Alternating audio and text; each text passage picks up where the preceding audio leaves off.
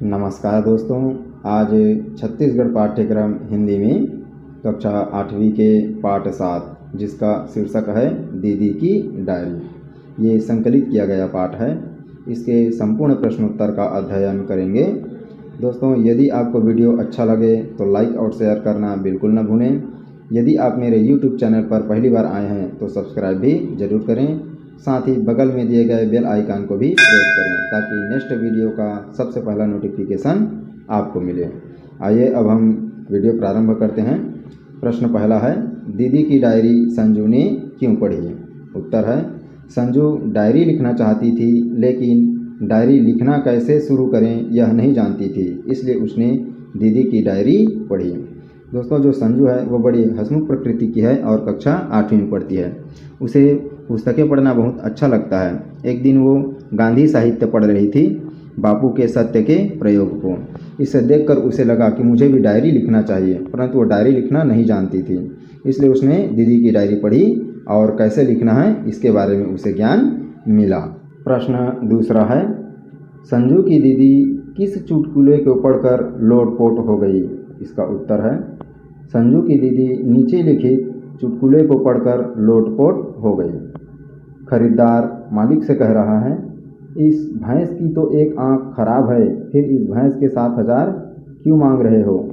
तब मालिक खरीदार से कहता है, भैंस से दूध लेना है या कसीदाकारी करवानी है? कसीदाकारी माने कसीदा करने का कार्य होता है। दोस्तों, ये जो चुटकुला है, संजू जब अपनी दीदी की डायरी पढ़ रहा था तो उसमें ये चुटकुला लिखा हुआ था। प्रश्न तीसरा, संजू की दीदी ने पिकनिक में क्या क्या करतब दिखाए? उत्तर है, संजू की दीदी ने पिकनिक में करतब दिखाए, जिसने जो फल चाहा उसे उसी की फल की खुशबू सूंघा दी और जो मिठाइयाँ मांगी वही चखा दी। दोस्तों, जो संजू की दीदी है वो साइंस में अच्छा होशियार थी। उसने साइंस का प्रयोग करके जिसने जो फल चाहा उसे उसी फल की खुशबू सूंघाई और जो मिठाइयाँ मांगी वही चखाई। प्रश्न चौथा, संजू की दीदी के मन में लड़कियों की शिक्षा के विषय में क्या विचार आए? इसका उत्तर है, संजू की दीदी के मन में विचार आया कि लड़कियों को पढ़ने का पूरा अवसर मिलना चाहिए। दुनिया भर की लड़कियां आज क्या क्या करतब दिखा रही है और हम हैं कि चौके चूल्हे के चक्कर से किसी तरह उबर ही नहीं पाती। ये बात सही है दोस्तों कि आज दुनिया भर में, विश्व भर में लड़कियां एक से बढ़कर के एक करतब दिखा रही है और आसमान की बुलंदियों को छू रही है। अतः लड़कियों को भी पूरा पढ़ने का अवसर ज़रूर मिलना चाहिए, क्योंकि लड़कियां ही हैं तभी हम माँ प्राप्त किए, बेटी प्राप्त किए और बहन प्राप्त किए, है ना। तो हमें उनको भी पूरा पढ़ने का अवसर ज़रूर देना चाहिए। प्रश्न पाँचवा, संजू ने साहित्य की कौन सी पुस्तक पढ़ी और वह पुस्तक उसे क्यों पसंद आई? इसका उत्तर है, संजू ने गांधी साहित्य पढ़ा। बापू के सत्य के प्रयोग पुस्तक उसे बहुत पसंद आई। बापू ने इन प्रयोगों को अपनी डायरी में लिखा था। प्रश्न छठवां, रिक्शा वाले की छींक का संजू पर क्या असर हुआ? इसका उत्तर है, रिक्शा वाले की छींक सुनते ही दादी माँ ने कहा, बिटिया आज स्कूल न जाओ, सामने की छींक है। संजू का मन भी मैला हो गया था, किंतु संजू के विद्यालय में उस दिन संजू को अभिनय करना था। वह सोची, जो होगा सो हो जाएगा। हिम्मत करके संजू चल दी। संजू के अभिनय की प्रशंसा हुई, उसे पुरस्कार भी मिला। अब संजू शकुन तथा अपशगुनों के फेर में पड़ने वाली नहीं थी, अर्थात उसे लगा कि इस प्रकार की छींक से किसी भी प्रकार का शगुन और अपशगुन जैसा कोई चीज़ नहीं होता है। प्रश्न सातवां, नन्ही संजू को अपनी सहेली पर गुस्सा क्यों आया? इसका उत्तर है, नन्ही संजू को अपनी सहेली पर गुस्सा आया क्योंकि उसकी सहेली अपने इच्छाओं का गला दबाती रहती थी। प्रश्न आठवां, संजू को तोतो चान के व्यक्तित्व के कौन से पहलू मज़ेदार लगे और वह मन में क्या सोचती थी? उत्तर है, तोतो चान जिस स्कूल में पढ़ती थी वह रेल के 6 डिब्बों में चलता था। जो जहाँ चाहे बैठे, जो चाहे पढ़े, शिक्षा का कोई डर नहीं, उन्हें पूरी आज़ादी थी। तोतो चान एक मनमौजी लड़की थी।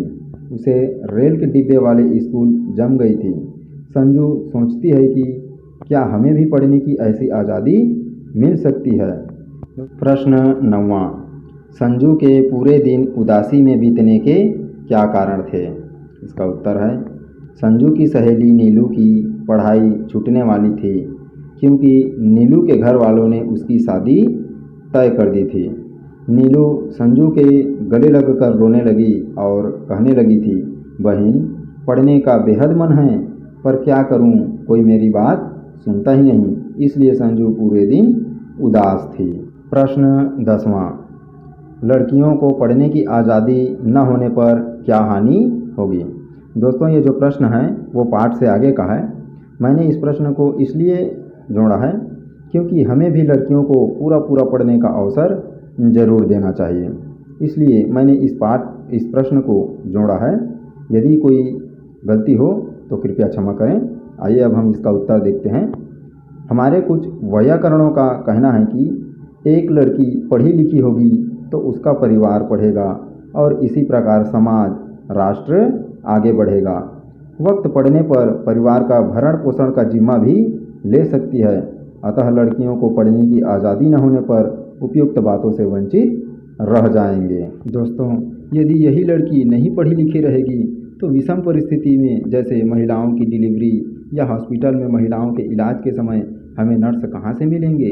इसलिए लड़कियों को पढ़ने का पूरा अवसर जरूर देना चाहिए। प्रश्न 11वां है, डायरी लिखने के क्या लाभ हो सकते हैं। दोस्तों इस प्रश्न को इसलिए दिया गया है क्योंकि इस पाठ का शीर्षक ही डायरी है। तो डायरी लिखने के क्या क्या लाभ हो सकते हैं यह आपको भी पता होना चाहिए। आइए इसका उत्तर देखते हैं। डायरी लिखने के निम्नलिखित लाभ हो सकते हैं। दोस्तों मैंने इसका उत्तर बड़े ही प्रयासों से खोजा है क्योंकि मुझे भी डायरी लिखने का कोई अभ्यास नहीं है। आइए देखते हैं। पहला है, डायरी गद्य की एक विधा है।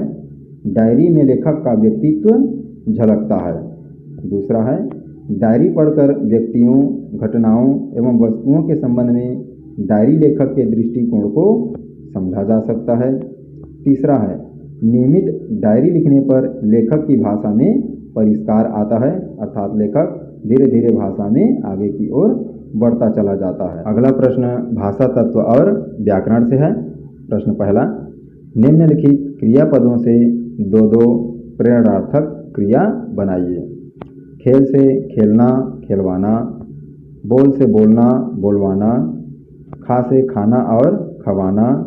रो से रोना और रुलवाना। दे से देना और दिलवाना। दोस्तों ये जो क्रिया है उसकी परिभाषा होती है जिससे काम का करना या होना समझा जाए। क्रिया दो प्रकार का होता है, सकर्मक और अकर्मक। दोस्तों यदि आपको क्रिया का वीडियो चाहिए तो आप कमेंट बॉक्स पर ज़रूर लिखें, मैं आपके लिए क्रिया का संपूर्ण वीडियो जरूर बनाऊंगा। प्रश्न दूसरा, पाठ में प्रयुक्त अव्ययी भाव समास के 5 उदाहरण दीजिए। यह कह रहा है दोस्तों कि जो पाठ है डायरी, उसमें से ऐसे शब्दों को छांटना है जो अव्ययी भाव समास का उदाहरण हो। आइए इसका उदाहरण देखते हैं। पहला है यथाशक्ति, प्रतिमास, आजन्म, जन्म पर्यंत और यथोचित। ये पांचों उदाहरण जो है अव्ययी भाव समास के उदाहरण है। प्रश्न तीसरा, निम्नलिखित ध्वन्यात्मक शब्दों से वाक्य बनाइए। दोस्तों आपको ये वीडियो कैसा लगा कमेंट बॉक्स पर ज़रूर लिखें। साथ ही वीडियो को लाइक और शेयर ज़रूर करें। यदि आप चैनल पर पहली बार आए हैं तो सब्सक्राइब और बेल आइकन को ज़रूर दबा दें। दोस्तों यहाँ पर जो खटखट में ट के नीचे पे जो चिन्ह लगा है उसे हल या हलंत चिन्ह कहते हैं। यह तभी लगता है जब किसी भी व्यंजन में स्वर को हटा दिया जाए, अर्थात यहाँ पर ट में किसी भी प्रकार का स्वर नहीं लगा है। आइए इससे हम वाक्य देखते हैं। वह खटखट सीढ़ियाँ चढ़कर ऊपर आ गया। दूसरा है टप टप, इससे वाक्य बना है पत्तियों से टप टप पानी की बूंदें टपक रही थी। तीसरा है टन टन, टन टन घंटी बजी और बच्चे कक्षा से बाहर आ गए। चौथा है दन दन, इससे वाक्य बना है शिकारी ने दन दन 2 गोलियां दागी और शेर ढेर हो गया।